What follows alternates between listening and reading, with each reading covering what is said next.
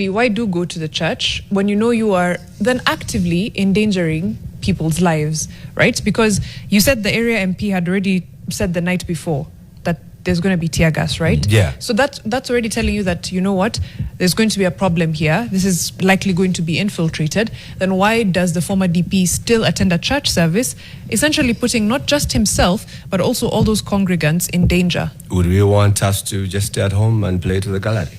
No. We have to endangering be, people's lives. We are not endangering people's life, and it is a sad. You said live bullets, yeah. We've seen the images of spent cartridges. Spent cartridges. We've seen the tear gas canisters. Yeah. We've seen the glass. All of that. Those are people firing live bullets. How is that not endangering people's lives? Let me tell you. Our lives is also there. Yes. We're not metallic. 100%. Anything can happen also to us. And that's why we are calling out this issue. True. And whenever we go, because this is a free country, this is a country of the rule of law, we would expect that every precaution is taken. And we take our own precaution. We take our precaution by getting to know what we have to do when it comes to that part of mayhem and chaos. But the government want us not to go anywhere.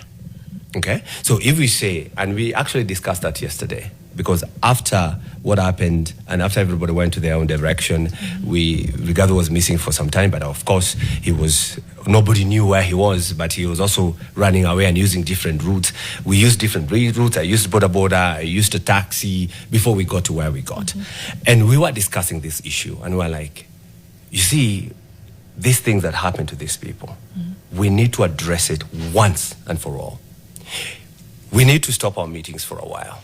We need to stop this for a while, but address it. And we're going to push it to the extent that the IG himself, and I'm happy that Parliament we are going back to Parliament on 9th of this next month, that is February. Because this is something that we need to discuss and ask ourselves. Because if we do not address this issue, as much as we are saying we are threatening, we are bringing threats to the people, also we are threatened. And actually, regarding Gachagua himself, he's the one who wants to be silenced. And it is happening to him because they know if he does not speak, they might, in a way, find a re-election. But because he speaks and he calls it out, because he calls it as it is, he for sure, the people understand who is doing all these things. And that's why we mention name. That's why we mention the car registration numbers. Right. That's why we call IG. And I want IG to know and to understand, Mariam, that during the ICC case, which I should say, the ICC case never ended. It was suspended. And we are going also to write to ICC as DCP, as Rigathi Gachagua followers, as Kenyans, to tell ICC now, start looking into this case, because the evidence that you said you lacked then, start collecting it now, because the same players are the same people. This time, they have the police, they have the money, and they're in power. So we are going to write to them and tell them, this is what brought up to the post-election violence in 2007 and 2008, because this is what is going to happen in 2027 if we do not deal with this. But that idea of telling us to stop, you know, when let me finish with that story. Just one liner. Okay. You know Bob Marley, when he was shot, and when he went to the hospital and he got bad injuries or first aid, he went back on stage. And when he was asked, you were shot today, and what are you doing here? You should be in hospital or whatever. He says, I cannot lay in bed or in hospital bed when the shooters are still out there. You know, I have to speak about it. I have to talk about it. That's why for us, we will have to go. We will have to be everywhere we have to be, because we are the same people that we are defending. You have the freedom of assembly. Thank you have every right to be in a church, in a place of worship, in any place in this country. It is a free country. You're absolutely right. But I'm still thinking through. By the time you're saying the area MP was saying there'll be tear gas here. He said, if I quote, yes, through his PA, that we are planning to tear gas ourselves. Okay. So since we knew we are not planning that, we don't even have tear gas. I don't know. It's never sold anywhere within our reach. We don't have AK-47. And then we thought they were bluffing. You know, sometimes you're like, we have to go. They're saying we are going to tear gas ourselves. And since we know we are not going to tear gas ourselves, let's wait until... Did you make a report to any police station that, you know what, there's something fishy at play here?